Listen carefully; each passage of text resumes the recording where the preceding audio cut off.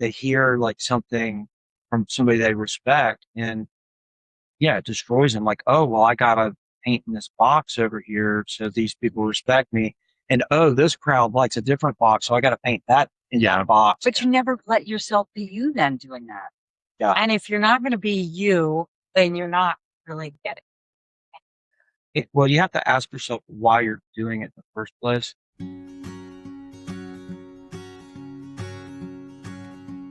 What we're searching for is one good life between the dawn and the setting sun. Reflections in the water bring to light new features in this face once more.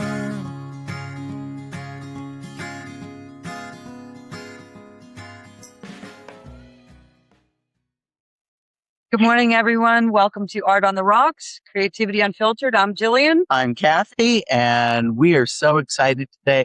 We have got two very, very special guests with us, Maria and Drew Brophy.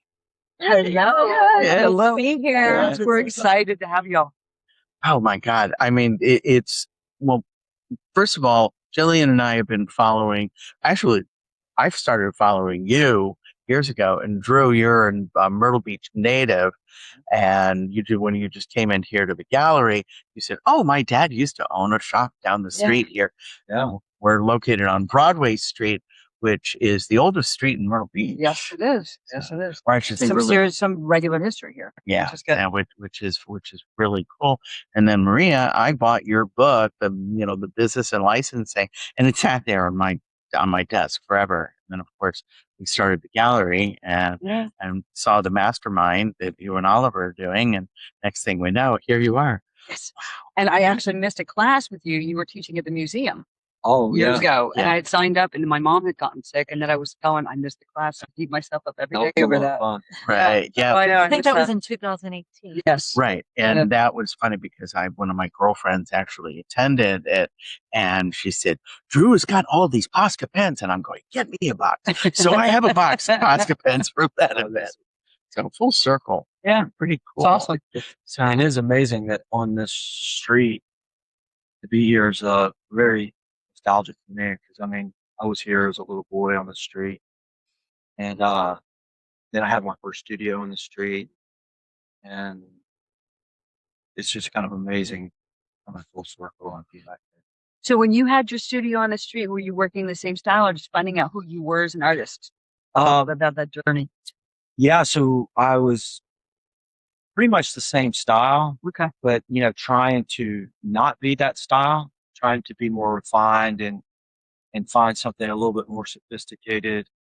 And so got hired to do some architectural renderings. I got hired to do some logos, paint some murals, basically anything I can get my hands on. Sure. To see what might be good for me. And really nothing was sticking. I mean, it was very difficult. I hadn't been to school. It was very hard. Like I worked for Native Sons doing. Oh, okay. Yeah. And, Great. but I couldn't be hired on as a graphic designer. All those girls there had been to school. So I was Degrees. and so I was like the guy that worked in the back that could, Isn't that crazy? create something unique if a client wanted it. But, I was low man on the totem. Isn't that crazy? I remember it's the same thing. Like you couldn't get a job if you didn't have that college degree. Right. And it was the same story with me. And I was like, you want to kind of give up, but you don't want to give up, and just go, you have that heart, you've got that passion, but you don't have a piece of paper, but yet you're more talented than half the ones that do. Right. Well, what I find really interesting is a lot of our clients that pay us a very high amount of money to have Drew do design work for them, they have in-house artists. And the reason, so we had this conversation with one of our clients. They own one of the biggest shoe companies. I won't name them, but we've done work with them for many, many years. They've had Drew do a lot of work for them. And we were out to dinner one night with our main contact there. And Drew said, "Yeah, so, your art department, not that I'm looking to work for your company, but I'm just curious, what is the criteria?" And the guy said, well, they have to have this degree and this and that. And Drew said, so basically, you guys would never hire me to be an employee. I'm not qualified to. Yeah, I'm not Yeah. qualified, but yet you'll pay me like 10 times as much to do design work. And Isn't it crazy? it just kind of blew our minds. And so I came to understand that one of the reasons why a lot of our clients come to us after they've exhausted their in-house artists and then they've gone to advertising agencies and they still can't find exactly what they're looking for. So then they come to Drew is because when you're like a clock in, clock out employee and you've been that employee your whole life, you don't really think outside the box like an entrepreneurial Because artist it's a does. job, not a free flow feeling. Like it's art. Yeah. Art really, I mean, in my world comes from my heart, my soul, my brain. Okay. When someone says you have to do that, unless it's a commission based type thing, it's a job. It's not a freedom of love for your passion. You know, like artwork. I can Yeah. do doodle drawing. Freedom of There expression. you go. I used to draw on my clothes for God's sake. You're in a- Because I was bored and stuff, you know? You're in a box. And then for me, so I'm on the opposite side. I have that degree in advertising and marketing. But when I went to go get a job, my dream was to have a job as a graphic designer in a big ad agency. And I walk in the door with my portfolio, and the first thing they look at me and they said, so do you have any 4-color brochures? This is back in the 70s. And I'm going, no, I just graduated college. I'm sorry. I don't have any of that stuff. Yeah, it's amazing. The thing that's amazing to me is there's no wrong way to do it. Yeah. There's so many paths to be an artist.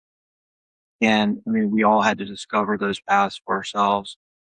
And I can remember being a kid in the art department, or the art classes were pretty minimal here in Myrtle Beach. And they were like, well, you could get a job at the newspaper, like, doing some type of advertisement or something. And like, they didn't make it sound like there was a lot of opportunity. And then I go out into the world and I find out there's all different types of opportunity. Yes. So many different paths. And so as artists, I just think everybody has to understand how everything works and find the path that works for them. Yeah. And that's what I did. And that's, what we did as a business of navigating this craziness out there. And the other thing that I realized is that different worlds don't speak. So the businesses in that world of, advertising has a different language. Companies have a different language. And then so an artist like me didn't really speak that language. Right. And so as we climbed the ladder of our success and got bigger and bigger clients, we started to notice that there was all these artists out there that couldn't find work and didn't understand how anything works. And then we have all these companies that are desperately trying to find something unique, and they couldn't find it. Okay. And so it's almost like they were missing each other in space. And did you all come together to say, hey, we've got a solution for this? Well, yeah, we just started like realizing that, okay, I think we were getting offered so many projects, and probably Maria can talk about it more, that I couldn't do them all. And then we had all these friends that were not getting work. And then so she started getting jobs for them and handling the contracts. I mean, the contract will scare the daylights out of you. And you got to be a lawyer looking at half of those things. Yeah. Yeah. Or you just have to know what you're looking at. So You can change those Professional contracts. proficient at, which is great. Exactly. I've gotten good at it just by doing it. So were most of the jobs that you were working on or getting, were they the mural jobs or just in general illustrations? So many different things. Yeah, how do you it's step outside always that different. constraint, that box? So some of it is as simple as we're having this corporate party and we want to have an artist do a live painting. Like that's one thing we get a lot of, and I refer those out. That's something that's happening, especially with Jillian, because that's what she does. I'm the one that's behind the camera, so there's your live painting. So Yeah. photos. Yeah, so that's one thing, or painting a mural, or designing, creating artwork for products. So a great example, a really big client that we have worked with off and on since 2017 is a company called Mother Earth, and they make growing products, and they have Drew Yeah, gardening. Oh, that's products, awesome. Gardening Right. products. Sure. And they had Drew design, I don't know, 30 different products, and it's his really cool art on the packaging. Yeah. And it was really interesting because this company, this is one of the biggest gardening companies in the country, and they have a full in-house art department. And they have an advertising agency they were working with. And at the time the CEO contacted us, they found Drew's art in a magazine. And they were like, their Had art to have it. department could not deliver his vision. The advertising agency could not, and he had this vision. It was like, I know what I It's want. so cool. Yeah. And and then he opened up a surfer magazine. He was on a trip somewhere and there was this magazine and it was an old magazine and happened to have some of Drew's art in it. And he was like, that's what I'm looking for. And he tracked us down.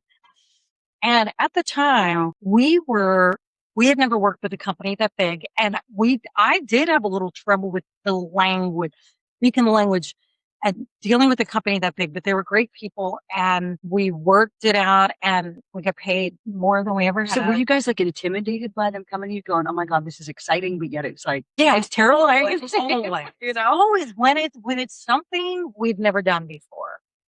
And it's, you know, you get this in your head like, oh my God, we're just this little tiny company and they're giant. And even though we have been in business for a really long time, I still always think, okay, I don't want to screw this up. Yeah. Yeah. Yeah. You know what I mean? Basically, it's like, I don't want to screw this up. Absolutely. And, you know, I've been mentoring artists since 2009. And that's like the biggest thing. An artist will get this opportunity to do something and they do screw it up by doing nothing. Mm-hmm. Right. That's how you screw it up. You screw it up by not answering the email, by not returning the phone call, by saying, I don't know how to deal with this, so I'm just not going to do it at all. Oh my gosh. And then you miss an opportunity. But the only way you get good at doing these things is by doing that. Yeah. Right. Oh, Yeah. absolutely. That's I think crazy. the path has been a very natural, organic. I mean, we're celebrating 30 years in San Clemente, Wow. but there again, you know, I worked in Hawaii before that, and then I worked here. So, you know, I've been basically a professional artist since I was 15 years old. So always in the surfing style? Or I was reading a little bit with when you That's- decorated the first camping van. Yeah. So when you did that, like how long did that go? How many vans did you do? That was really cool to me because I'm a camper. So I was like, how neat would that be to camp and be like, I'm going to decorate the van and then start like the decorating design line for the Yeah. camping vans. That was really awesome. Painted thousands and thousands Dang. by hand. And not just me. I painted hundreds myself, but they needed me to connect them to other artists. Okay. And Well, so, yeah, The best part is how we got it. yeah. We so, decided to go to New Zealand for a month. And we rented an escape camper van in New Zealand. We took our son was little company in 6 New years Zealand. I old. saw Brophy Road. Y'all took right. Yeah, we were on Right. Brophy Road. And But we rented one of those vans. and we met one of the owners. His name's Andrew, and he had seen Drew's art somewhere. I don't know. This was 2009. Yeah, he was And- a surfer, so he knew my art. Okay. Yeah. I couldn't And, believe we were renting a van. He was and he said, now we're opening a branch in Los Angeles and we need an artist. Wow. So that was it. So as soon as we got back, next, you know, Drew's painting vans and then Drew's helping them with the other artists painting vans. And then, I got graffiti artists from Los Angeles, Oh, yeah. and these guys were so cagey, like they don't like their identity shown, and they all have really weird names. and Oh my God. They can make a living on it because they're so talented, but yet they're hiding behind. and That- back then you couldn't get spray paint like you can. Yeah, now it's Yeah, now it's go to everywhere. Michael's and you know But all then kinds of colors. we had like there was an underground like spray paint store in downtown Los Angeles, Seriously. and they're all hanging out there, you know, with like face masks on, like so you can't see them.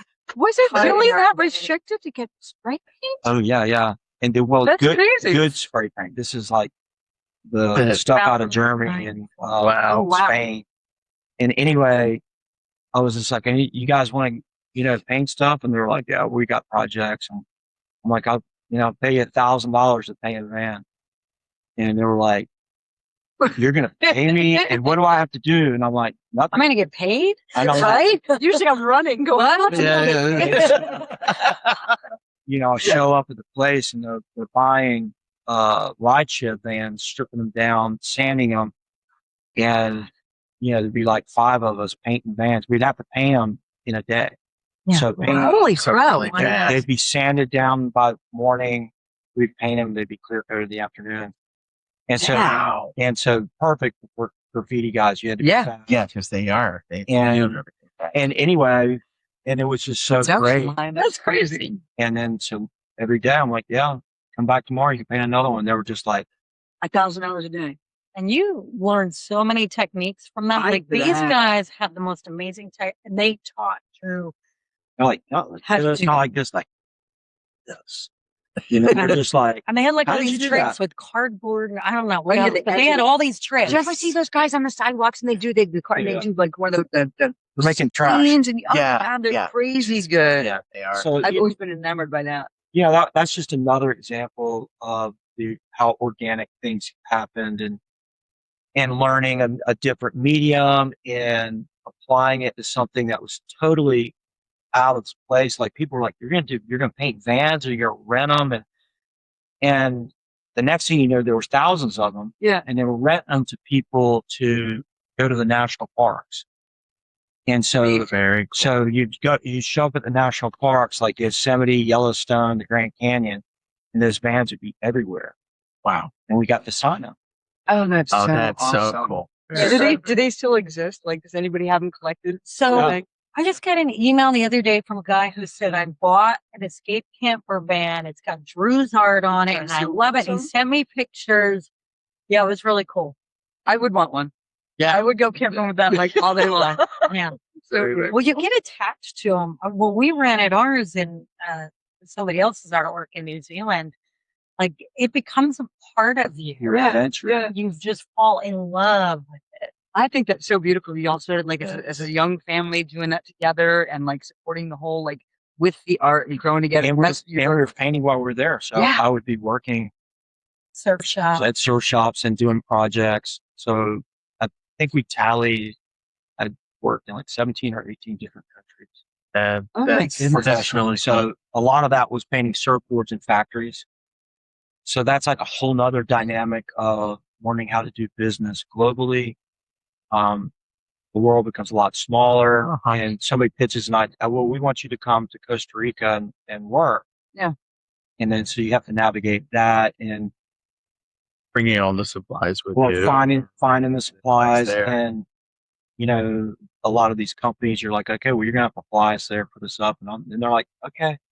So you can't believe like the, you know, how the extent of people that they make things happen Yeah. and the resources they have. So And it's saying yes. Yeah. You have to Yes. say yes, Yes. and you have to be willing to, I mean, I have so many artists ask me, how do I get my art known? But they will not leave their flipping house. I'm like, you have to get out and meet people. Look That's- at you have to did it meet to me. You said That's hi. getting out of your shell too. Yeah, well, you gotta get get past the out. fear thing. What are you afraid of? You That's fail, we right. fail. We do well, we do well. We had met, You know? friends, and she said, so I've got this idea.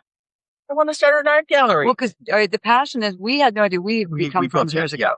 And I had no idea she wanted an art gallery. I had tried to I start wrote one that back in my in New journal. Jersey. And then my dad had gotten real sick. And I tried to start one out in Arizona. And then my mom got real sick. So it was like every time I tried. So that whole organic trying just wasn't the right time and space. Right. And then after losing my mom 2 years ago, I started working because I'm a realtor, 30-year realtor, by like slavery. And it was I started working for a builder again 2 days after we put her in a mausoleum. And then I said, you know what? I said, I'm tired of this. I'm tired. I said, you know what? It's finally, I'm going to take a chance on myself. Had an opportunity at a different location. Then this came up and I said, you know what? I'm going to be a partner if this is bigger than what I expected. And so I said, hey, what are you doing for the next couple of years? I said, you don't really want to retire, do you? And she was like, well, I was kind of there. Yeah. And for me, I ran a gallery up in Northern Virginia, and then when we moved down here with my late husband and got involved in the art community and restarted the business with the photography. But little did I realize that I had written in 2012, I want to open up an art center, an art gallery, and Yeah, here you are. the rest is history. And it's so important. I got to tell you, it's so important because, when I was young, there just wasn't anything to spark my imagination or, you need people in doing it to show others that this is possible.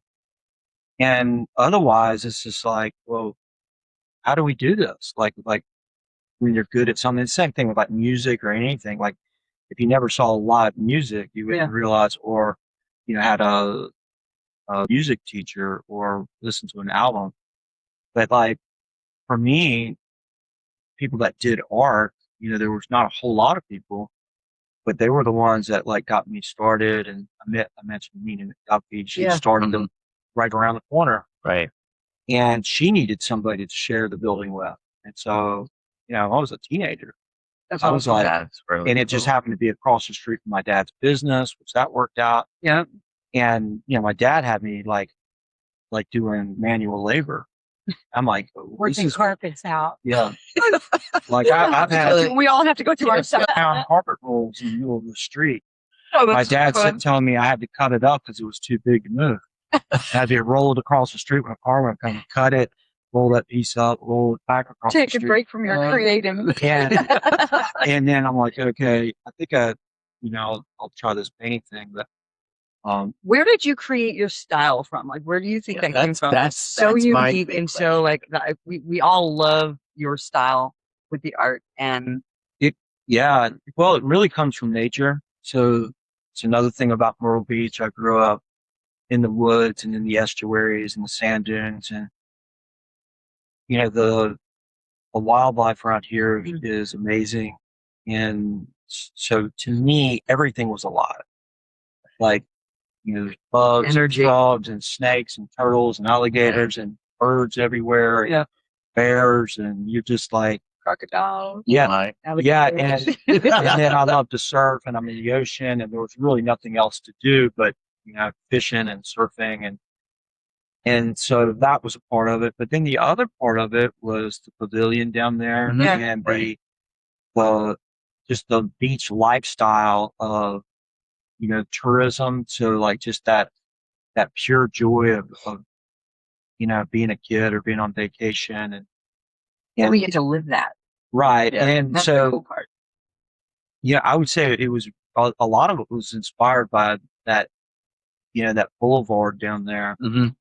And then I just applied that to surfing in the waves and just really loose. Sure. And it just what would you say, like if you were to kind of give a statement to like up and coming artists on their style, sticking with it, creating who they are and making sure that they kind of stay original to themselves, or what would you say to them on staying with their journey? Yes. Mainly if you're like looking at other people's thing, like we're all standing on the shoulders of those that came before us. Mm-hmm. So it's okay to be inspired by things and modifying it. But really try to find out what makes your heart sing, and try not to try so hard. Like try it, some people are trying to make something look perfect or something like that. Like loosen up a little bit and let it flow. And people are going to tell you what they like. Yeah. So sooner or later, you're going to get something and people are going to go, wow, I really like that. Well, when they do that, pay attention, like, well, what did I do on that piece? Mm-hmm. And, so it's a little bit of intuition. It's a little bit of, letting go and a little bit of, paying attention to the other people. Yeah. And so, I mean, you actually like bright colors or, whatever. Then that was me. I liked bright colors. Yeah. Right. There's an energy to your artwork. You. And on the other side of the coin, when someone's doing it by themselves, what would you say to them on the marketing aspect to help themselves get out there? You have to get out and meet people. You have to show your art to people. You can't hide in your house. Everybody's trying to hide in their home. Nobody wants to go out. I want you to plug. I want you to plug your mastermind class. To Join our my listeners. mastermind. Yes, please. Yeah, there you She's go. been so Yeah. inspiring. We love her. Well, it depends on what you want. So if you just want to create art, you don't care to make a living from it, that's great, because then that you can just play with your art all day long and nothing else matters. If you want to make a living with your art, then you have to surround yourself with people who are making a living with their art. So don't join an art group where it's a bunch of people sitting around not doing what it is you want to do. Have you played with this thing? Have you played with that thing? Yeah, right. Yeah. And the other thing is, I want to add to what Drew said about finding your style. And this goes with, the kind of the marketing thing goes along with it.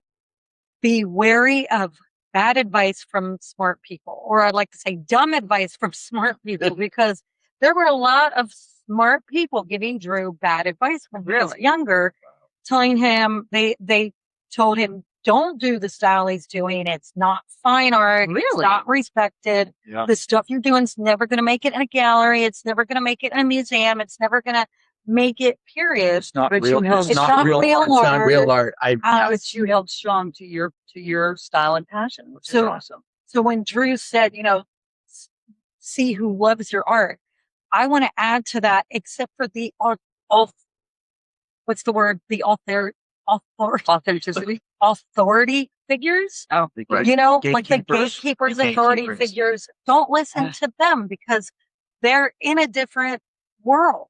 And that's fine. So Let 'em if you want to see what people respond to, the people are the other people, not the people in a position of authority. It's the other people, the real people, your friends, your family, the people on the street. They're the ones that their opinions matter. Yeah, I mean, Because Drew had so many teachers and so many authority figures tell him your work it's not real art. So, I mean, even just 10 years ago, people were saying it's Seriously, not real even art. today, And like we someone don't even walks into my care. gallery, We they're don't even like, care. wow, this is Yeah. like, what is this? And It's rare. It's rare for that to happen. But we had this one lady walk in and she's like, oh, no. She's like clicking on the toe. Like, no. I was like, okay, it's not for you. That's okay. Yeah, thanks for for visiting. But it is for a lot of other people. well, there again, you find your niche and your audience, and that's enough. They'll Yeah. And so you're not trying to please everybody. That's another problem people have. They hear like something from somebody they respect, and it destroys them. Like, oh, well, I gotta paint in this box over here so these people respect me. And oh, this crowd likes a different box, so I gotta paint that in that box. But you never let yourself be you then doing that. Right. Yeah. And if you're not going to be you, then you're not really going to get it. Well, you have to ask yourself why you're doing it in the first place. And Good point. in my thought process, I wanted to be paid to be me. Good statement. And I wanted everything that we did as a family to benefit us. So there was no separation between who we were, what we did. And so everything's just like one thing. Like we travel, we work, everywhere we go, we're doing something. And that was the idea. And I didn't really know anybody that was doing that, but that was the dream. And it was okay, not to be accepted into certain circles, because I found so much opportunity in the world. And, for those of you out there, there's never been a better time. I mean, you can find your people. You could paint canvases in different shades of black and find your audience. So is anyone else in your family artistic? Yes, my father was. My logo, my little eye logo, is a tribute to him. And on his office over there, he would talk on the phone and he would doodle eyes. Oh my gosh, that's Really? I love that. And yeah. He does so. And then Uh-huh. and my sister's interior designer, very Okay. artistic. And yeah, so it's my godfather is a famous tattoo artist. Really? Yeah, he was in South Philly, kind of famous tattoo parlor. He's Uncle retired. Jerry. Yeah, he's retired now. Uncle Jerry. So it's I like how you said that. I like how you say that. There was another classification of someone just going, that's not real artist, tattoo thing. There's tattooers that are insanely talented. I know. That's That's really insanely damage someone. talented. You gotta be talented. yeah, that's another influence. So my uncle would come down here, and he was the tattooed man. And that was the late 70s, early 80s when it was not accepted. No, not It at was all. like, it was military people, motorcycle gangs, and convicts. And he was covered. And he had these chains going around his arms. And he was, and I was fascinated by that. Of course. And that was like more my style. Yeah. And I also got to say that I was the last of 5 kids. And so I never really got anything new. I got old sneakers, old surfboards, and I was always trying to make them my own. So I was painting on those things or, drawing on them to make them like more mine. Yeah. And so I kind of got Awesome. noticed for that. And then it's kind of funny that I ended up designing skateboards, surfboards. I've designed shoes. I've designed watches. I've designed all kinds of clothes. And there again, it was all organic. I was just like, I meant to be. somebody asking, and I would have no idea how to do it, and I would always say yes. I'm going to ask you a crazy question. Maria, do you ever get inspired by his art to go, I want to try? I'm going to do I it. have. Do you I draw? have Do you paint? Do you painted. I play? have. I'm not very good at it. So, But you know. like you enjoy, we always say art is healing. Yeah. So when we do our classes, everybody's like, I can't draw a stick figure. We're like, it doesn't matter. Yeah. Come in and enjoy it. So do you actually enjoy it? So I did do a painting a long time ago. Remember that painting I did? And I did have fun with it. And I've sat down, we used to do painting classes in our gallery. And so I would, but no, I don't really like doing it. Because you had the show and really you don't enjoy it. I don't. I like to take photos of what's going on. I like to document what's going on. Yep, totally agree. I like to document with photography, video, and writing. Writing books, writing blog posts, writing. That's You're good with people. Yeah, And you're people. I love well, what you're doing with the mastermind. Yeah. You're working with the people and the mentor. working with artists. Yeah, Yeah. Awesome. Yeah, which is I would be living in a cave. that's I would be living in an Nobody would know who he is because he would be hiding away forever. Well, like just I would just go surfing and make money, and then I'd go to civilization, make money, and get back out to programs. So the world knows you, Brophy. Thanks to Maria. We're very grateful. I gotta tell you, it's interesting to me. Like a lot of people don't think some people know what they want to do when they grow up, as a kid. A lot of people don't think they know, but I remember as a kid, the first artist I ever knew was my mother. My mother is actually a really good artist. Wow. But she was like a closet artist.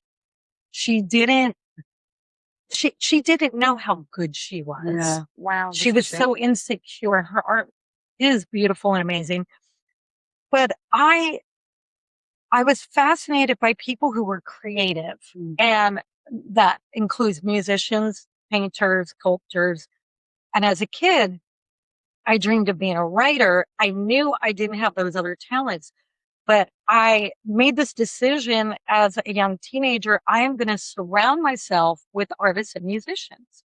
That's the kind of life I want to have. And I remember saying, I want to be a manager to a band. So I always knew that I wanted to do like the business, and I wanted to be an agent to like musicians. And then I didn't know how to do any of that. So I just went on to be, I went into insurance. And then when I met Drew, that was reignited. Yeah. That was reignited. immediately, like within months of dating him, I was like, I can market your art. Like we can do so much. God. We can do so much more with your work. And that was kind of how it started. So Kathy, I know, said that we wanted to ask, like, how'd y'all meet? A party. How old were you guys? I know. Okay. So this was 1996, 30 years ago. I moved in a small town called San Clemente. And back then it was dead. There was nobody in town. I had a roommate that we moved in together. I saw their U-Haul pull up and her get out. I see the eyes. The dating pool was very small. And so it was exciting for him that two cute girls moved into town. Well, you've got the blonde surfer kind of atmosphere to you. So yeah, I could see that being kismet. And that was it. And I had my friend stage a get together. stage a party that they invited us. Didn't invite any other guys. Cute. We show up and there's like Cute. 6 people at this party. And that was it. That was We- it.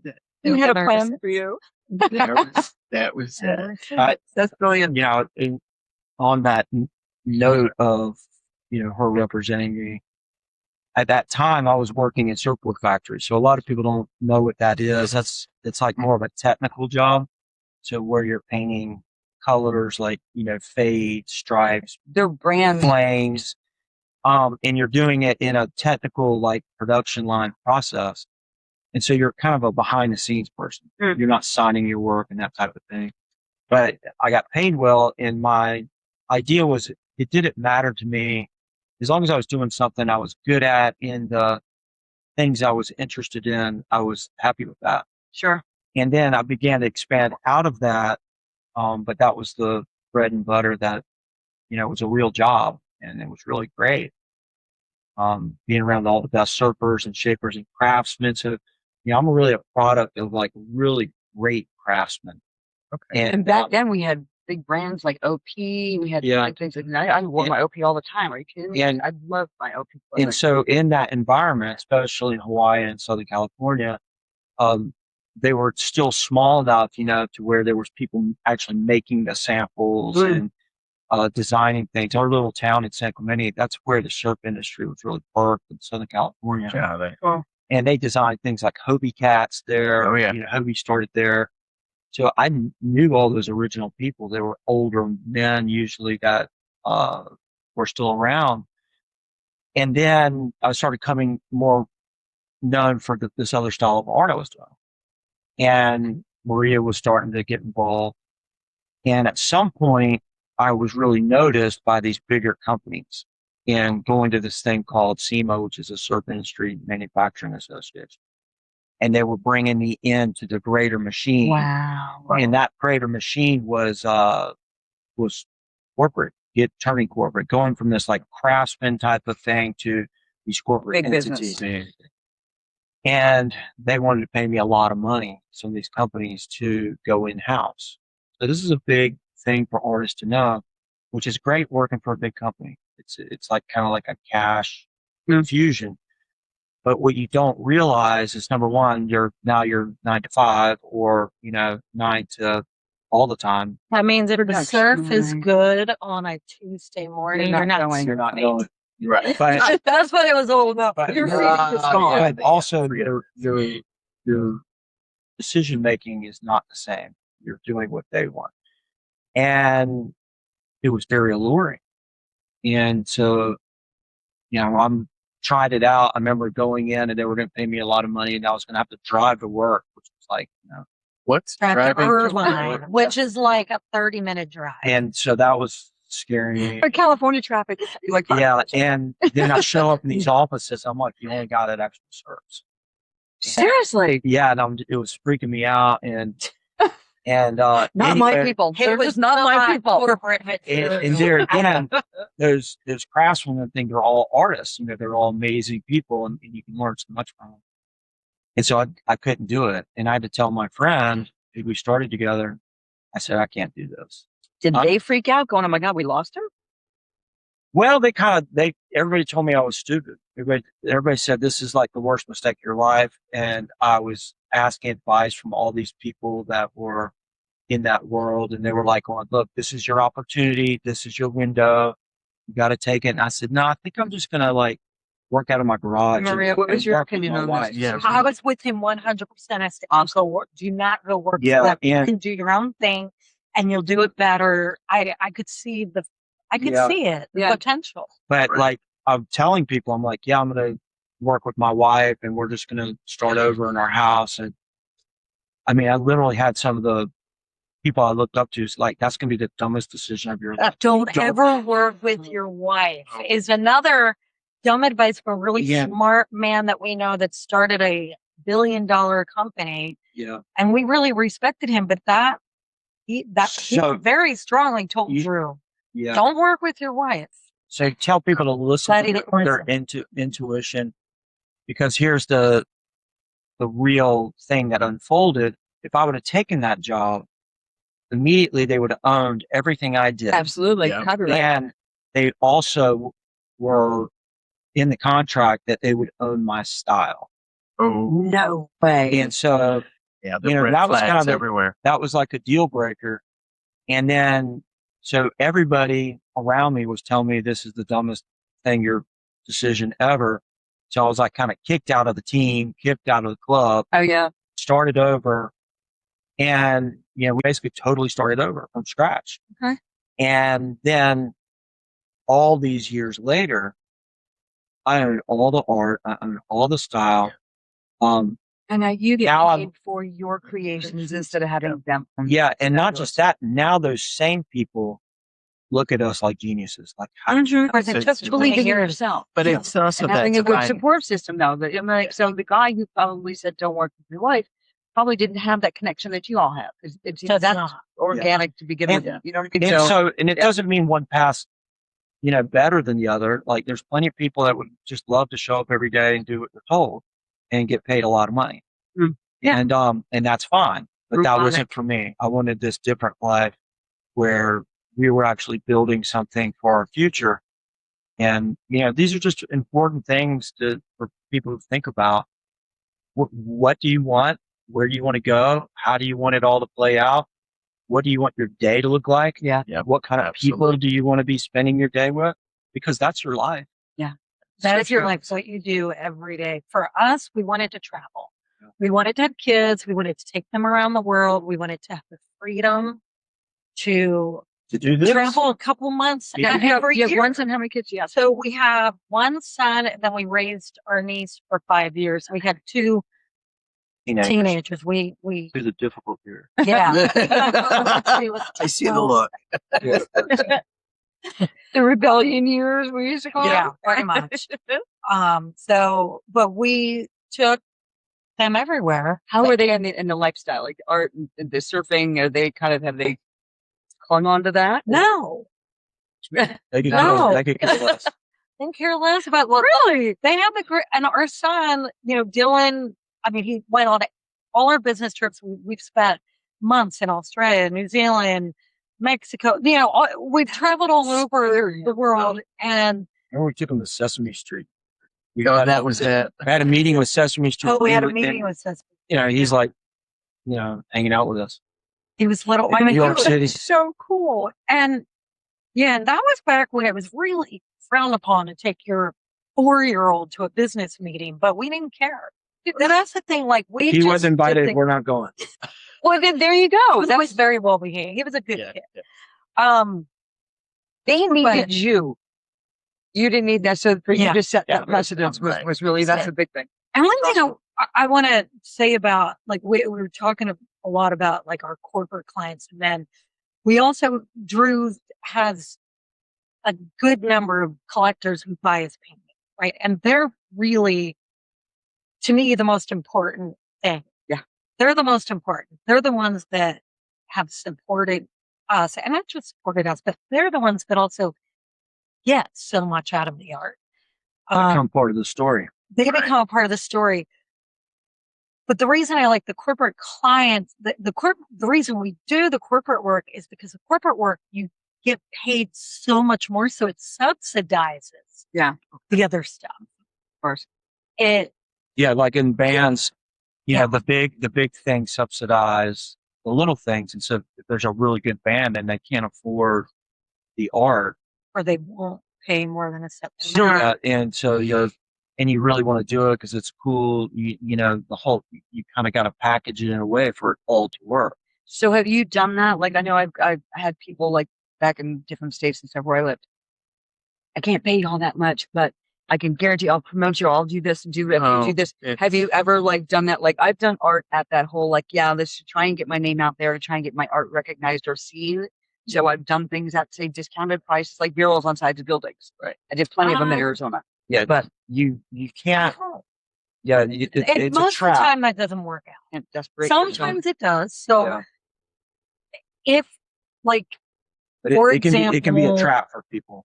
it is That- it that- is a trap. You start We can advice for our artists. they're not because we've got Yeah, a couple of being like, promoting. if I do this to get my name out there, and I hesitate, like I did it out of pure desperation. Yeah. Okay, to be honest with you. But we've got like Nick and stuff, like some of our several artists are, hey, I want to do this, I want to do this. And we kind of try to guide them not to, but yet if they're in that financials, like we can't, you don't want to guide them down a bad path, but what would you suggest to them to try to do with it? And their talent. Well, you have to They're ask the talented. question, how will it be promoted? So some things really do work out, but most of them do not promote your work. So you'll do something for free or cheap. it'll And just you get- attract more of that type of thing. It'll attract more people wanting free and cheap. So you're Right. getting more of what you don't want. But there are some exceptions. For example, some of the big bands that Drew designs, like concert posters, Yes. they will only pay a small amount of money, but like $2,500, which isn't bad, but They don't that's get the original. They should get so they the rights don't get use to it. keep the original art. Right. So we can They don't sell own the original, copyrights. Okay. but Drew's name must be clearly legible on the concert posters. Okay. That's where the promotion comes in. That's the So marketing. then 1 million people will see it. Yeah. If the artist's name is not on there, there's no That's- point in yeah, doing it. exactly. I agree. There's no point in doing it. But then you also have to get creative. And so the way we've gotten creative is using that as an example with band. They get the digital image. Drew creates a painting where it doesn't have the band name or anything on it. So it's a beautiful painting. The band takes that art, they drop their name and all the logos and whatever else is going on it digitally, and they use it for what they need to use it for.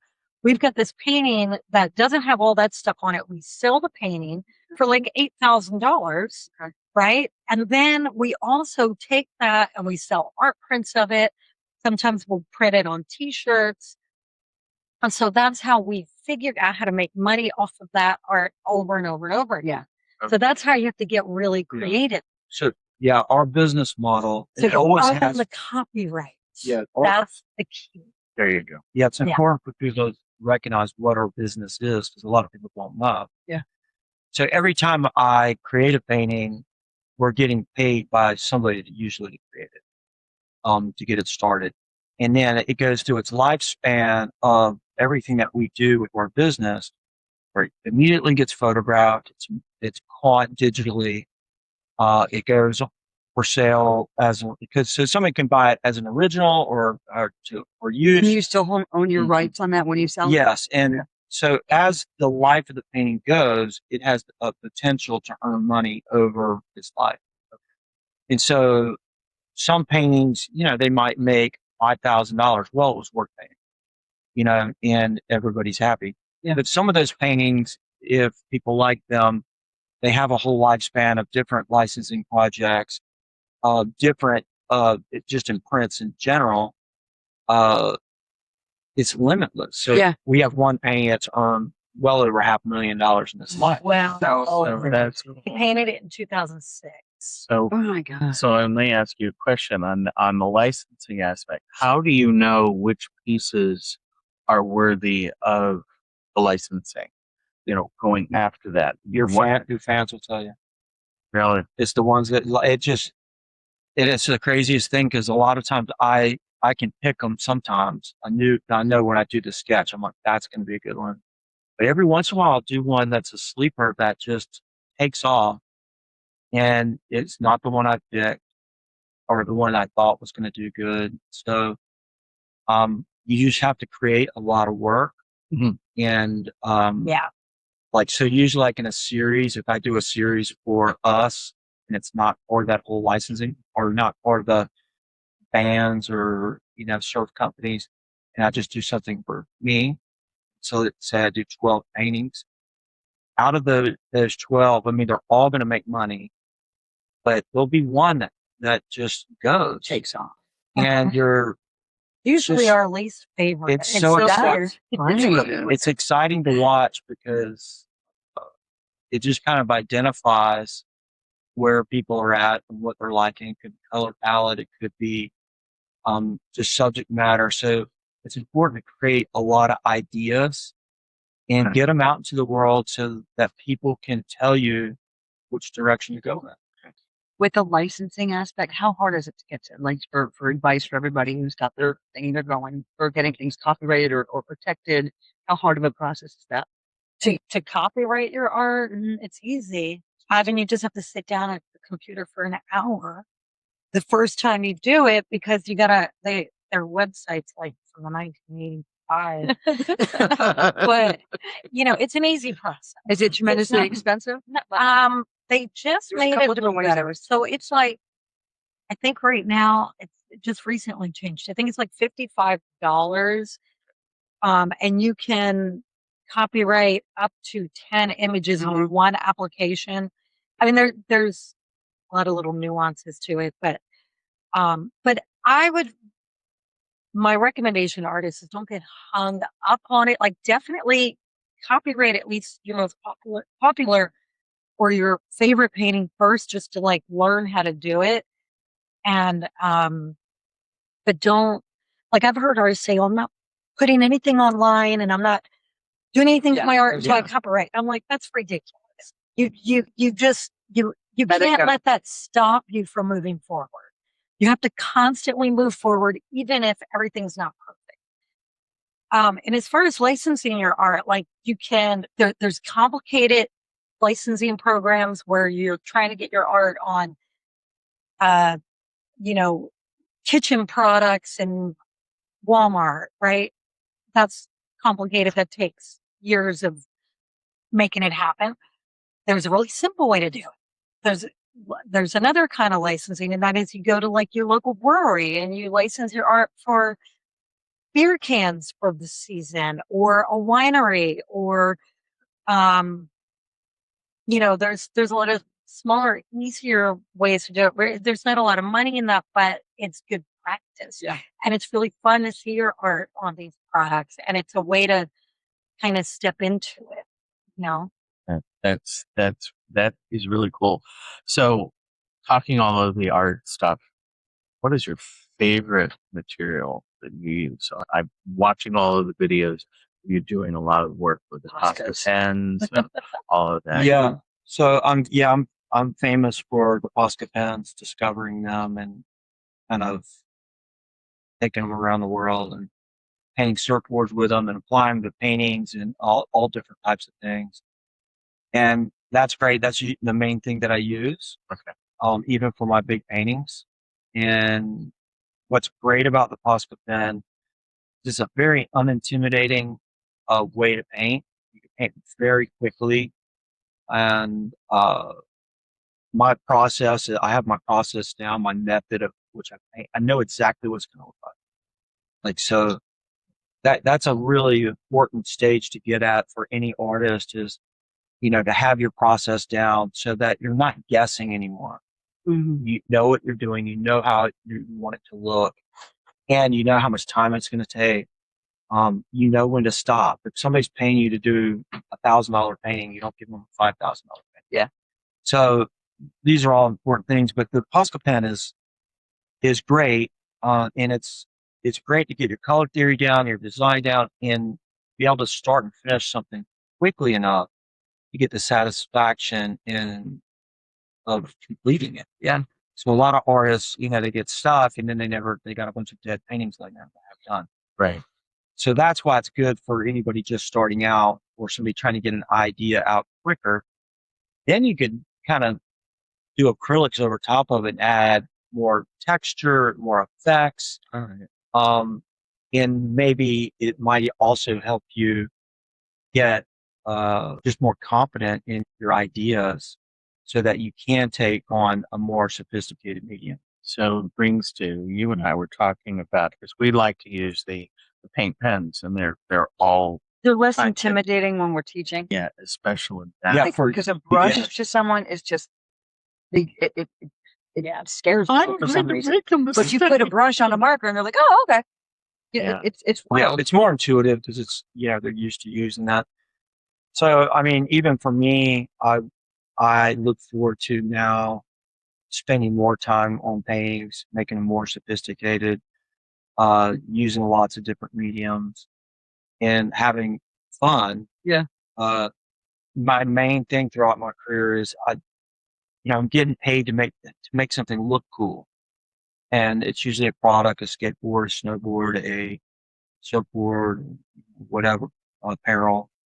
And I'm not creating a masterpiece. But every artist has a masterpiece in them. Yeah. But do you have the time to put it into that painting? So now I'm, at this stage of my career, I'm just starting to be at a place where, okay, I'm going to spend 3 months on a painting. In what medium would you do that in? Well, I'll probably do it in acrylics, just because of the ease of that. And one day I'll probably do some big giant oil paintings. Are you a big canvas guy by nature, or Yeah, I like like the really? I'm like that too. I'm like I can't fit my canvas in my Jeep, and I'm like, how do I get them anywhere? Like I have stuff at home that I'm working. I'm like, well, how do I get it back out? I don't even know how I got it to the house. To be honest with you, I can't buy a van, girl. I was about to say, Yeah, have fun with it. Especially with our process to paint big and have that original being really big. It's feeling it's so cool. And then if you do prints of it, the prints are like micro. Even if it's a big print. Right. I mean, even if it's a 4-foot print, if you did an 8-foot painting, then it just gets crystallized down. Yep. And what really inspired me to think this way was I went to the Dolly Museum down in St. Pete, Florida. You've been there, Yeah. And I was just like, oh my, And then it makes you feel like nothing. Yeah. It just makes you feel like I've done nothing. yeah, Yeah. I did the same thing as artwork. I'm like, Yeah. right, and I did. But see, that's what it says. But like in your head, you're going, I could do so much more. Why aren't I that good? Like, and you do like as an artist because I love what I do. Like I'm finally developing a style and everything. Like I love what you do. But like you look at someone and go, it's so good. And then you judge yourself as an artist. It's kind of crazy, no matter whether it's it's you do. Yeah. Just naturally. I've been really fortunate to be able to witness other people's journeys, and some of them artists I looked up to. And one of them was Bill Ogden. And so this was a guy that did a lot of stuff in the surf industry, and he does these beautiful oil paintings. He's out of Laguna Beach, California, and he's passed now, but he was a friend of ours. And I don't know how old, he was in his 70s probably when he did that big Spencer painting. Mm-hmm. So he had a client that paid him a lot of money to do a masterpiece. Wow. And it was like an 8-foot painting of this special spot in California with the waves with all his signature things that he did. And I mean, this guy just basically paid for everything for him, his house, everything. Well, I don't want you to do anything. He fully supported this artist. Late in life so he could do his masterpiece.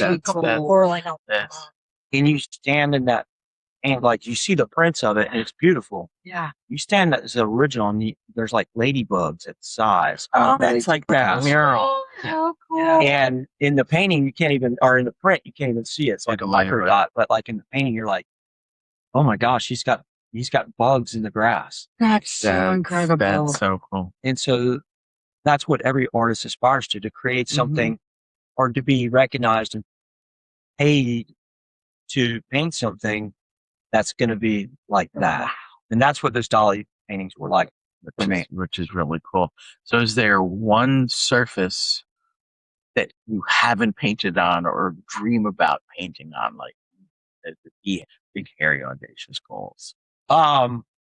Yeah, I mean, the cars and motorcycles and stuff like that were really cool. And Airplane. yeah, there was a couple of times where people That would be fun. I Oh my can God. see you. I can see Heck your yeah. work on the side of a cruise ship. Yeah, Oh, that would now be- you're yeah. I like that. But I get to come back and photograph. There you go. I'll be joining There you you go. on that adventure. Yeah, I've been questioned about doing like helicopters and boats and things like that. But now with modern printing, you would not paint the surface anymore. You would Design it for it. And then they have that Yeah. material that's then Um, wrapped on it. But yeah, to see something big like that, like there's a couple like surf tourism boats where you rent these boats and go to Indonesia or Maldives or Tahiti Right, or right. something. Yeah. And then the boat becomes an icon to have that art on the boat. It's like, oh, there's the boat, you know. So have you done a boat yet? No, but I've been asked. It's really about getting that. Well, you did design Yeah, that design. one boat, design- not the giant one that he Yeah, but wants to do, but Okay, like there this you go. guy's private boat. He wanted Okay. Drew to come and paint it. I'm like, yeah, we're not gonna talk But about no, so what we did was we said, look, Drew will do a painting. You buy the painting, we'll charge you for the painting, and then I'll set we'll up the boat wrap. also There you go. send the It digital looks really cool. file to your boat wrap company. And so that's what we did. And the great thing is then we ended up printing it on beach towels for this client. Oh, He's like ordered like dozens He's got of his own them. beach towel for his Oh boat. my God. Then he This- ordered- Imagine we said, oh, I my love I love it. And then he ordered prints of the art from us to give out to all his friends. So we ended up just, yeah, it was His really boat's cool. set. It just snowballed. I love Did that. you ever, when you were younger and starting this kind of like where you got this journey in your head of what you want to do, did you ever imagine y'all would get to where you're at? Still wanting to get like more and more.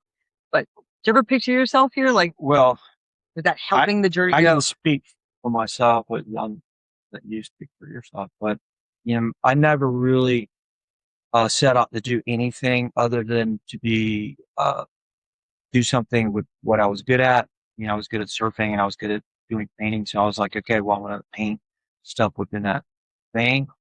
And I didn't want to support myself, but really what I set out to do was to be happy. I love that. And everything else was a side effect of that. Okay. That's very cool. So I've got one. Well, go ahead. Did you have the vision of the we're going grand? Yeah. So I'm really ambitious and I love to build things. And so when I met Drew and he was 25 years old, he's painting surfboards. So And he was, and I remember, so I was in the insurance industry, super boring, good job of boring product. And I'm watching him paint surfboards for like these famous surfers. And then he would fly to Peru and paint surfboards. And then he'd Oh fly my to God, you were France. doing that at Yes, 25. He was 25, 26, 27. Dang. And then, and I was just like, wow, you can actually do this for a living. And then I was watching what he was doing and I just thought, God, there's so much more we can do with this stuff. And so I didn't see exactly how it was all going to unfold, but I knew there was so much more we could do. And I had it in my head that I wanted Drew Brophy to be like a household name. Now, So of course, cool. that has not happened, but maybe it has happened like in the surf world. Right. In that little tiny niche, most people know who Drew Brophy is. They know his art. So in a way, we sort of achieved it. But I wanted to leave my job. I wanted to work with him full time. And it took quite a few years before I had the guts to leave my job because I knew, and in the beginning, it was not easy. I'm going to say, we Your time and really put our time in. And she quit her job when we flew to Australia. Yeah, right after. She was like, what am I going to do? Saw your Go figure it out. YouTube. I was like, all that. Yeah. I know people over here. Well, I'll get a job and surf. And we did. And she was like so sweating awesome. it. And then we weren't there 8 hours, ran to a friend, had a job, had a place to stay. Well, what I did line up some of that stuff as well, but I was sweating it though because I was like, I was so used to having a regular paycheck, and now all of a sudden there was no Stepping paycheck. out of security is hard. So that's crazy, which leads me to the question: what advice could you give to our artists here and any of the artists that are watching here on pricing your work. So that's a big thing, and I know you talk about it in the mastermind. Well, there's let's see. That's a big question because every piece of art is different. Every artist is different. But in general, I'm just going to say in general, first of all, artists have to realize there's a lot of money out there and you're missing 99%.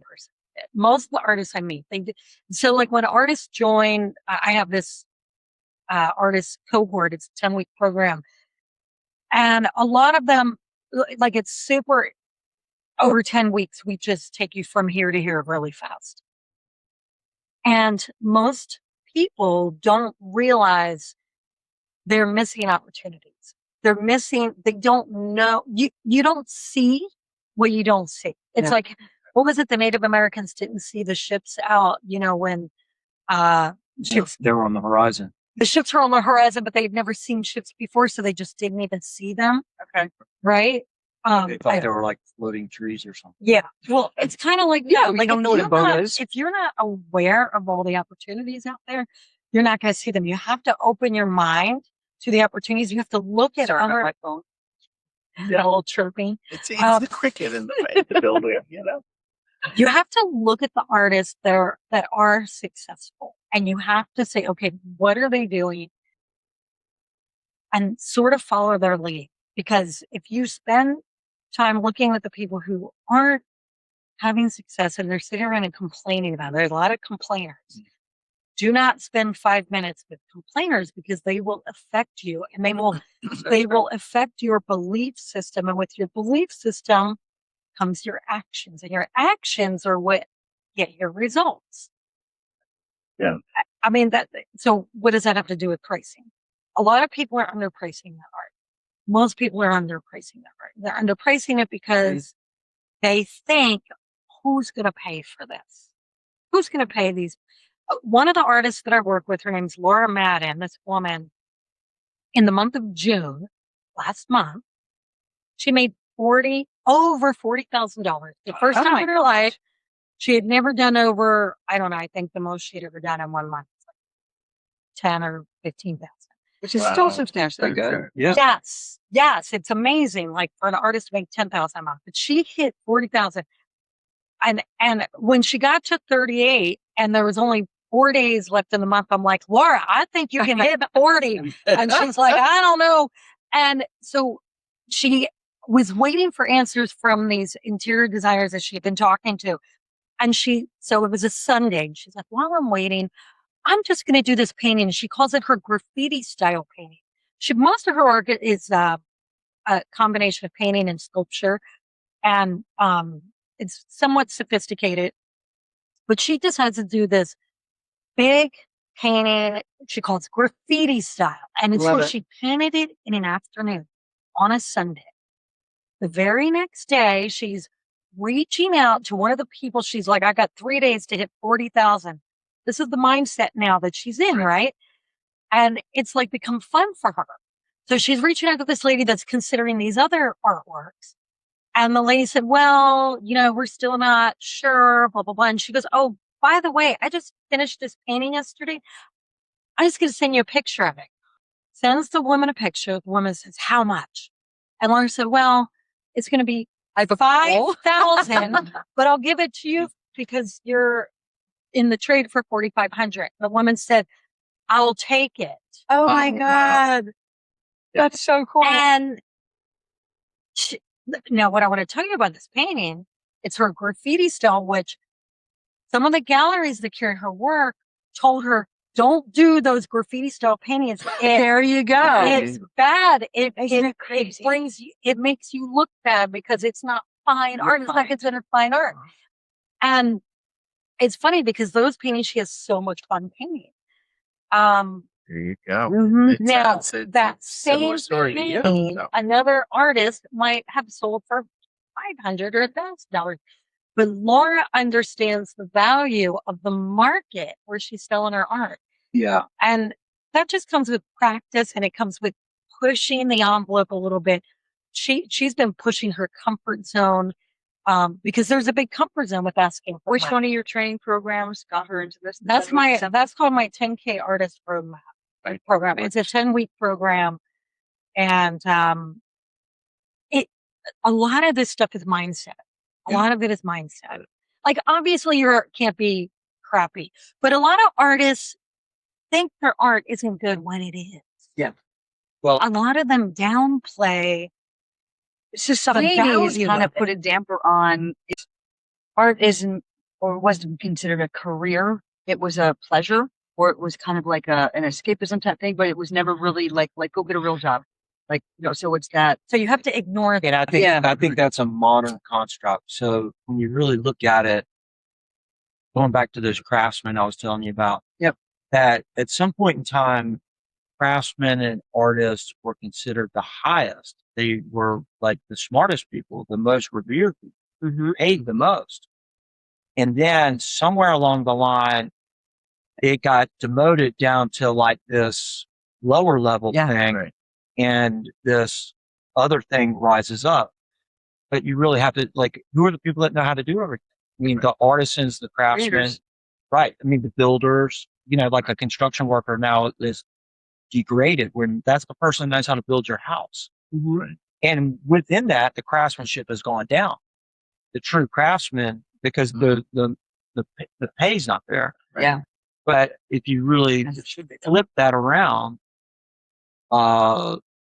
these should be the highest paid people. I agree. And, you think of something like very ornate, like, all of a sudden the doorknobs are like designed by artists. Look at the Victorian age, how gorgeous everything Certainly was, was. the beauty, the carving, Yeah. everything. And so art was just everywhere. And then we went into this thing of like boxes and whatnot. So it's coming back. Yeah. Very And, cool. I wanted to touch on another thing about the pricing. There's art that sells for less than $100, art that sells for hundreds of dollars, art that sells for thousands of dollars, Right. tens of thousands, hundreds of thousands. Sure. And it can literally be the same art. Yeah. And so you need to understand who your clients are, what price point they can afford, and how you can go beyond that in different price points. And, is this somebody hang it in their house, or is this more of a, like a corporate thing like mine, or is it, what is it? So like we got approached by a big design firm one time to do these giant paintings in a hotel that was being built. Nice. Now these were going to be giant paintings, and there was like $200,000 paintings, Right.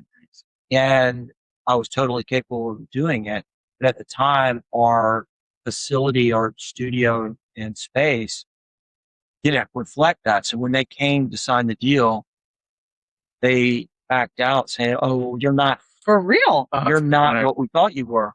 So you need to understand that you have to become Oh my or goodness. present yourself as the person that can be in that space. Okay. So then we lost that deal. It was terrible. No. I bet. So then we got a new gallery. We made it nicer. We became more professional, and it was a lot more money for us. And a new client came in. We're nice to everybody. It was just a husband and wife. And the next thing you know, she's asking me questions about the paintings and she sees some of the supplies in my studio. She's asking me about all this supplies. I'm like, oh yeah, it's from this one company Mm-hmm. and they make all this stuff. And she was just like, wow, tell me more. And then the next thing I know, she's just like, wow, this company was called 3M. They make all the tape and all the stuff. Right. And she goes, well, I'm a VP at 3M. I'd like to hire you to come. I was a chef at the company for years. Yeah. For a chef? Yes. Oh, wow. So the next thing you know, we're in Minneapolis at headquarters of 3M, painting live. Painting She- bunch of surfboards. That's really cool. explaining to them how 3M products translate to all the products that I design. And it was just brilliant, but we would have never got that client in the old place. Well, and Hmm.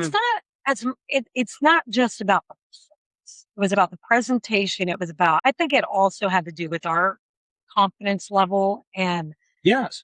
and was all of it. when you get into bigger numbers. Yeah. You have to be better at presenting. So that's one thing that I tell artists all the time is if you're selling a $500 painting, you can sell a $500 painting through a DM through Instagram. Yep. Right.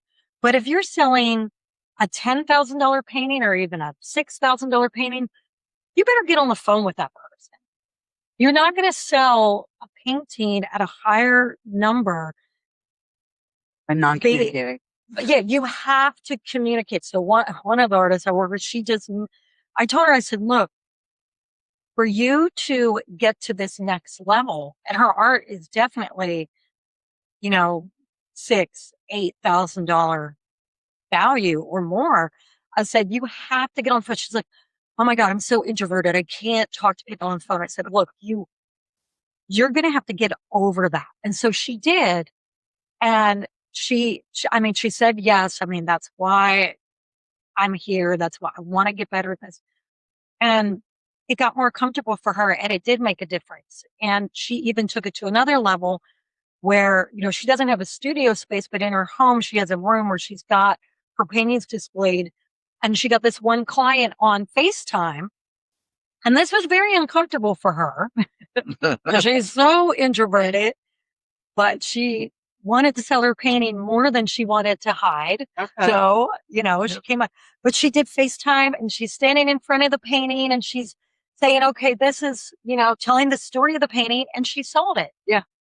Over FaceTime. It's confidence in the art. And a lot of artists don't have confidence in their own work. It's the self-doubt thing. Some of them do, some of them do not. And they also think that the buyer is doing them a favor. But here's something that you have to realize is that your art is bringing something to the world. Your art, I used to not really get this.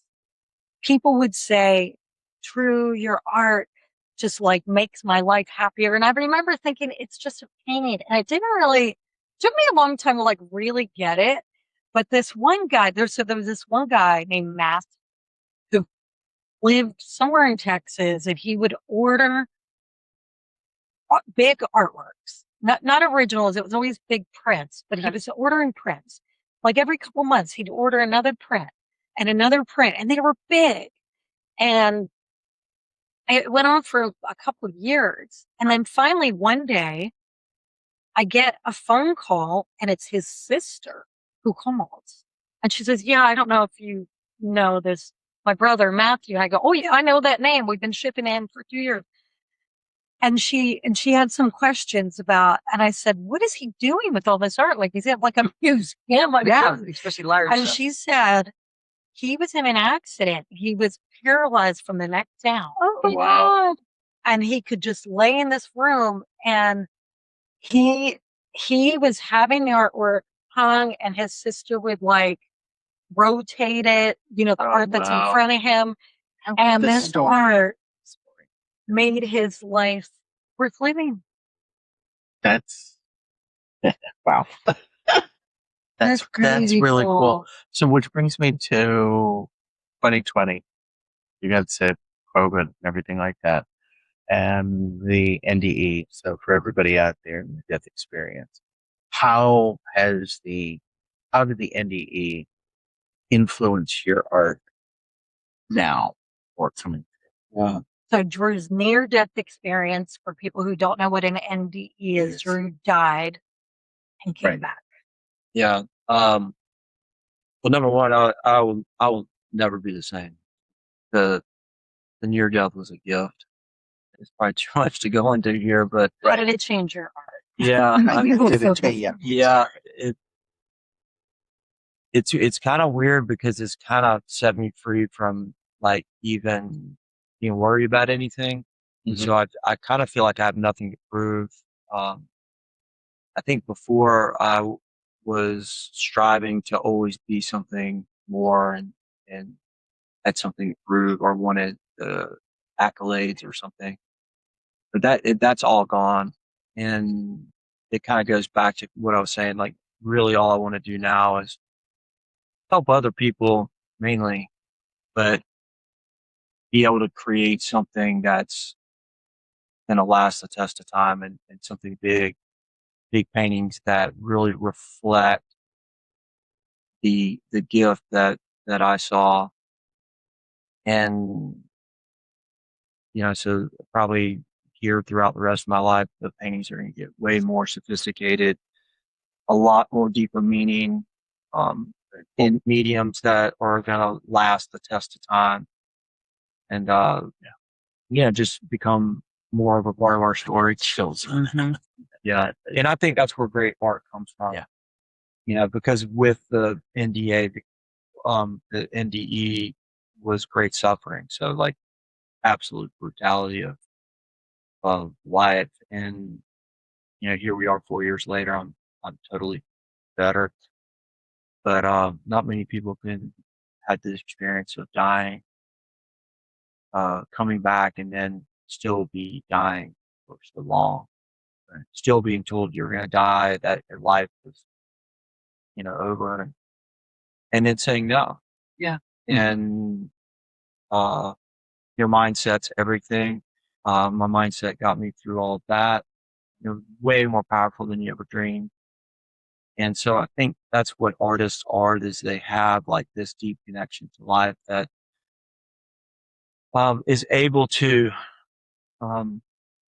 communicate that, articulate it through art that makes you feel. Music's the same. So music just makes you feel like That's the world. Yeah. And, so, I mean, that's why you're here. I mean, if you're an artist, I mean, you're really here to articulate your experience and so other people can feel it. Because, early as a kid, I thought everybody saw the world the way I did. And we all do that as individuals. But the truth is we don't. Mhm. And so, other people that buy art, they're looking to you for this feeling that they're not getting naturally. Music's the exact same way. Well said. Everything. So it's our responsibility to dive deep into that and communicate to the other yous, if you will, the other versions of you, that, oh, this is what's Very cool. So Jillian and I like to do a little fun thing On the podcast. on the podcast. So we've kind of, it's our creative one word. We're still lightning creating the round. podcast and Yes, trying we to are. go, okay, so it's going to be our signature end. we like all of it. I mean, and it kind of turned out fun. So with one word answers, I think I already know this one. It's really hard for me. I know. Beach or mountains? Beach or mountains? Beach. Yeah, that was That was a figure given. that one out. That was a given one. With this one, coffee or wine? Oh, Both. morning or night, or you night people, like night owls. Where night? Yeah, these are both. So the reason we call the podcast Art on the Rocks is that Jillian and I have this. We'll work late, and we literally have got a bar in the back in the little kitchen thing, and she's going, "All right, it's been a day. You want a cocktail?" I'm looking to go. It's like 5:30 somewhere. I'm like, it's happy hour. Come on. But we've had a lot of our collectors and then other people who've gotten to know us through the neighborhood will come in and be like, it's 5:30. Where's the line? Bring a bottle, and sit down and like actually hang out. And we talk about the art. We say new art, about the new artists, show new pieces coming in. So it's become quite the fun thing to do. And our classes and in the evening is we're the hostesses with the mostesses. We're getting to be known as the Prosecco Queens. Yeah. So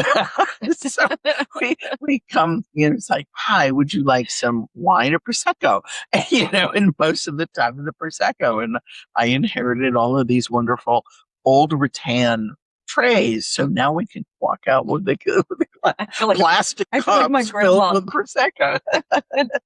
That's great. It's good. Cool. So it's a digital calendar or paper one? Paper. Yeah, paper too. Paintbrush or paint pen? Well, you're Posca, but you like a brush? Yeah, I use everything. One word. One. What's your favorite? I should say, Posca because most, yeah. Okay. Yeah, I think I know this one already. Big mural or a little tiny painting mural. Favorite color? A tone of blue or just blue in general? Tinge of green. Okay. Like an aqua. Maria? Oh, what about you? I've been like a purple pink my entire life. Yeah, purple. I mean, always has been. And favorite place you've ever traveled? Panama. Really? Very Cool. cool. They're all different, but the most beautiful place on the planet is the backside of Tahiti, Really? where the road ends, and it's just the mountains jetting up. Oh, very cool. It looks Bucket like list for us. Yeah, it looks like when the Earth was born. So when you go on places, this is kind of like off this, but when you go on places like this, do you bring like a drawing pad to just go, oh my gosh, I got to capture this? I usually bring a sketchbook, but usually all the ideas come after you come home, and it's just ingrained in your mind. Okay. So it's all inspired really by the feeling, like less trying to capture that like place, like realism or something. It's more like, what did it feel like? Do you like work from photos when you do that? Like, cause I know Yeah. everywhere we go, I always go, I got to take photos to Yeah, try take and a lot of remember it, but you photos, right. still have that feeling, which is Yeah. cool. Awesome. And then the last one is like one word that describes your art. A lot. I love that. I like that. Very cool. That's really, really, really cool. I don't know. It's so we want to thank you for coming into Absolutely. Vision Super Arts excited. Gallery, and thank you to The Brophies. the I love it. Brophies. This is just like really, really cool. It's This was fun. it's really extraordinary that in this space, I mean, I'm literally getting ready to walk down the street to my first studio. It's Yeah. in my dad's building. And take It's a lot in of front of it. history. Yeah, I mean, at that point in my life, it was almost hopeless. Like I'm like trying so hard, and I didn't know what to do, and then somehow I got a phone number in Hawaii and called it and got a job in Hawaii, and they said they needed me there in a few days. Wow. And it was on the street that I told my dad, I said, Dad, I gotta go, or nothing great's ever gonna happen. Oh. And we both knew it. At the time, there was a travel agency right down the street, and my dad bought me a one-way plane ticket. Oh my goodness. I That's was awesome. gone 2 days That I got later, goosebumps on. and I That's- never lived in Myrtle Beach again. How does it feel coming home? It's hard because it's grown so much, and I'm telling my wife and son about how it used to be all forest, and not anymore. and Carolina forest has no forest left. yeah, and so we were at the beach all day yesterday, so it hasn't lost its magic, but it's hard for me because it's like most of the places that I remember are gone. But that's the whole world. The whole Yeah, world. the- Yeah, the like where world. we So live much now, change. it's changed Yeah, so much. it's like the town that I grew up in West Hartford, Connecticut, and I ran out of there at the age of 17 faster than you could snap fingers at. And going back and helping to take care of my dad. And now West Hartford is this hottest real estate market, and also bougie. And I look at my friends and I'm like, when did West Hartford become bougie? it's like, oh my God. But everything's always in transition and rebirth. So, I mean, you guys are bringing life to the street, and Thank it'll you. be born again. Yeah. Thank you. Yeah. New people get to enjoy it. Yeah. It's all We about. can't That's thank why you artists guys are for bringing important. your energy to the gallery. We are so excited and so blessed to have you both. And we will put a plug out for your mastery class and the other ones. Yes, that- I promise we'll participate. Are you still doing real quick? Are you doing the classes on? I saw the thing where you were teaching the draw with Drew kind of thing. Are you still doing that? Or I haven't done it in a while. I may. Right now I'm kind of pulling back the reins. And, kind of looking forward to those big paintings. Good. And We're excited to see. Very, very I cool. figured I showed enough people how to use the paint pens. They can teach each other how. Well, there's more There you paint go. pens, more paint pens out there. Well, we're going to say cheers to y'all. We're just doing the caffeine thing and water this morning. So, Cheers. Thank you for joining us on Art on the Rocks. And I'm Kathy. I'm Jillian. And we Maria and Drew Brophy. We thank got you. it. There you go. See y'all soon. See y'all soon. Have a good one. Yeah.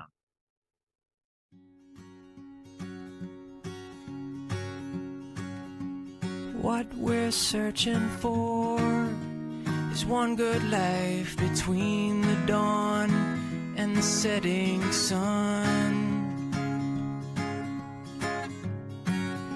Reflections in the water bring to light new features in this face once more.